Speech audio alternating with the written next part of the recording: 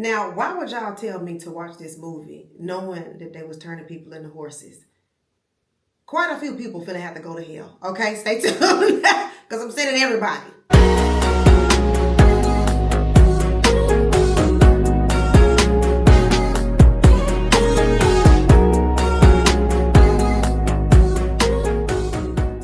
What's up, everybody? It's your girl Indescribable, aka Geraldine Lake, and it's time for another movie review. Now, this movie is called Sorry to Bother You. It came out in 2018. It stars LaKeith Stanfield, Tessa Thompson, Danny Glover, and Armie Hammer. It was written and directed by a rapper and labor organizer from Oakland named Boots Riley. Now, I'm here to tell you today that this film is not a comedy. It's not a science fiction. It's not some quirky little indie film that you can watch one time and forget. This is strictly a warning. And by the time we get to the end of this video, you're going to understand exactly what it was warning us about. Because the real world just delivered the final scene that the movie never showed us. Stay with me because this is going to be a whole thing. Now, before we even press play on the film, I need you to understand who made it because context is everything. Boots Riley is not a Hollywood director who decided to make a socially conscious film to win awards. He's a musician, a community organizer, a labor activist who's been doing this work since the 90s in Oakland, California. He wrote the first draft of this script in 2012, and it took him about 6 years to get it made.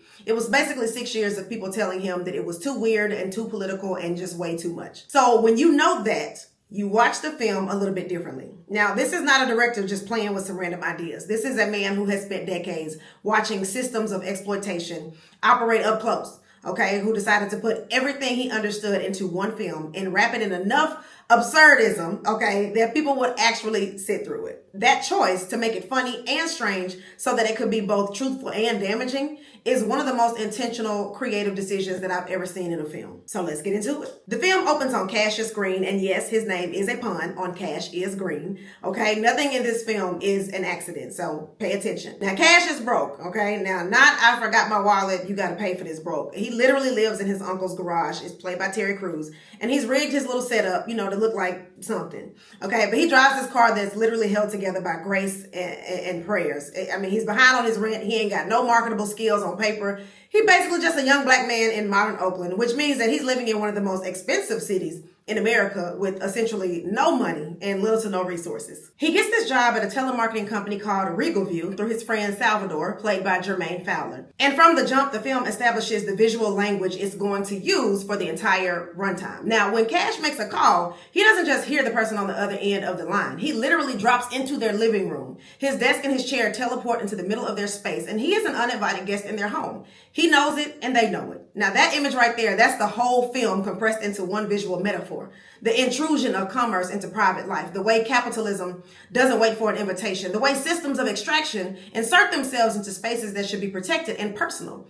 You ever mentioned something casually in a conversation and then you went on social media and you started seeing ads for the very thing you just mentioned? I'm talking about that type of intrusion. Yeah, so when he first starts out, Cash can't really make any sales. He's really struggling. So the man sitting next to him is an older black guy who's clearly been doing this for decades. And he tells him to use his white voice. Use your white voice. My white voice? Yeah. Man, I ain't got no white voice. Oh, come on, you know what I mean, young blood. You have a white voice in there. You can use it. Now, this white voice is not just a gimmick.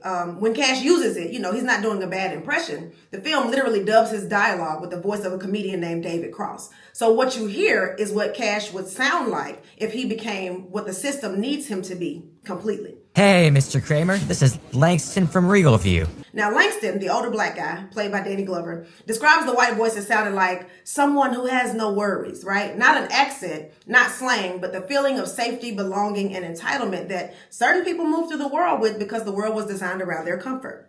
And the white voice works immediately, okay? Cash started making sales hand over fist, okay? He was getting recognized, numbers going up, confidence is through the roof.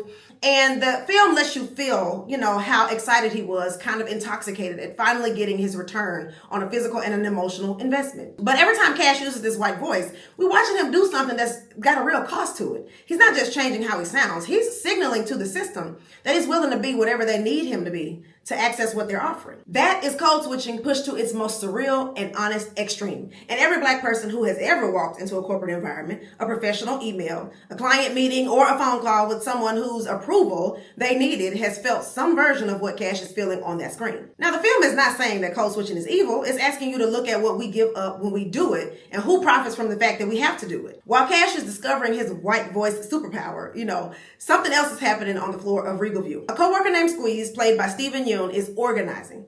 He's not loud about it, okay? He's not reckless. He's methodical and he's very clear-eyed, okay? He understands that the workers at Regal View have collective power that they have never used, and he's trying to help them see it. So he recruits Cash, and Cash joins the union. And for a moment, you think, we know where this is going. The underdog worker is going to stand up to the corporation. Classic story. But then Cash gets promoted to something called a power caller. Well, it could have been a scheme that Todd set up for him to come to you with the booze. Yeah, but he genuinely performed so well that the company wants him on the upper floor in a different office with different coffee and access to information and money and status that the floor level workers just will never see. Now, this is where it gets really weird, y'all, because Cash does not choose wrong in one big dramatic moment. He chooses wrong in a series of completely understandable small moments. He tells himself that he can help from where he is now. He tells himself that he will use his new position to benefit everyone. He crosses that picket line because he got bills, okay? His uncle needs rent. His girlfriend needs groceries. The reasons are real, and that's exactly the point. The film is not interested in villains who are obviously evil. It's interested in the perfectly reasonable choices that keep unjust systems running. The people who are not bad people, but they just tired and scared, and they just found a foothold they're not ready to let go of. So then Squeeze gets fired, and the strike continues without Cash. But then Cash goes upstairs, y'all. Oh, the ghetto. Now listen, that upper floor is different. They got their own elevator, better lighting, better furniture. Better everything. The power callers are the power ballers, okay? And they are not just selling encyclopedias. They are selling something much, much bigger. They're selling labor contracts from a company called Worry Free. Now, Worry Free is the other corporation living inside the world of this film, and it's the one that makes everything click into place. Worry Free offers people a deal. You sign a lifetime work contract, and in exchange, the company gives you free housing, food, and security. Everything you need, all of it covered, all of it provided. You just got to give them your time. All of it. Forever. And the pitch works. Because in the world of this film, just like in our world, there are enough people who are desperate enough and exhausted enough and out of options enough to look at a lifetime labor contract and see something that resembles safety. Now, Worry Free's CEO is Steve Lift. He's played by Armie Hammer, and he is written with a very specific kind of dangerous charisma. He's not a dark and ominous corporate villain. He's kind of exciting. He's passionate. He talks about disruption and efficiency and the future. He hosts these parties, that feel like a tech conference crossed with something that should really require an NDA. Okay? And he's the kind of person that makes you feel like you're behind for not seeing the future as he sees it. Now, at one of these parties, Cash discovers the secret that Worry Free has been hiding. They have been genetically engineering their workforce, y'all. Creepy, right? The workers who signed those lifetime contracts have been transformed into half humans and half horses. They called them Equisapiens. Now, they're stronger, more durable, more productive, and they live in the worry-free facility. They can't leave, and they've been physically remade to be better at generating value for the entire corporation. Now, I know how this sounds, but just stay with me for a second, because the director, Boots Riley, didn't put horse people in this movie because he ran out of ideas, okay? He put them there because he needed you to feel something that policy, language, and economic reports and news articles have been describing for decades in ways that are easy to scroll right on past. So when you strip away the horse imagery, what you have is a company that found a way to alter human beings so that the corporation could extract more labor from them with less resistance, making them literal workhorses. People signed contracts that they did not fully understand because the alternative was worse. People were told that this was innovation and their transformations directly increased the company's stock value. The Equisapiens are the most honest and the realest thing about this entire film because they are what happens at the end of the logical chain that starts with, we just need people who work hard and don't complain. Steve Lift's pitch to Cash at this point in the film is a very chilling moment. He does not threaten Cash. He offers him an opportunity, and he wants Cash to become, in his own words, the Equisapien Martin Luther King Jr., but one that we create, one that we can control, right? So he wants a black leader, a trusted face from inside the community, someone the workers believe in, with a message and a movement and an identity that is fully owned by the corporation. Cash throws a punch, but he already inhaled some kind of powder, and the ending of the film tells you that the transformation has already begun. Y'all, craziness through and through. But let me slow down and give you the full character breakdown, because this is where the movie turns into a mirror. Cash is the person who found the ladder and climbed it, and then told himself that he would come back for everybody else later. He's not a villain, but he's a warning. He's every version of ourselves that ever accepted an upgrade from a system that was hurting people we loved, and then told ourselves that we would fix it from the inside. The film loves Cash enough to let him eventually do the right thing, but it also makes clear that the right thing done too late still leaves a lot of damage behind. Langston is the elder who learned to survive and then taught survival as wisdom without labeling it as survival. Danny Glover plays him with so much warmth that you understand immediately why Cash trusts him. And that is the point. You know, Langston is not wrong that the white voice works. He's not wrong that the system requires it. He's just passing down a coping mechanism as though it is career advice without ever asking out loud why the coping mechanism has to exist in the first place. Now, Mr. Blank is the character that I want you all to really focus on. His name is literally bleeped out every time someone says it on screen. He is a black power caller. He is polished, he's successful, and he's sharp.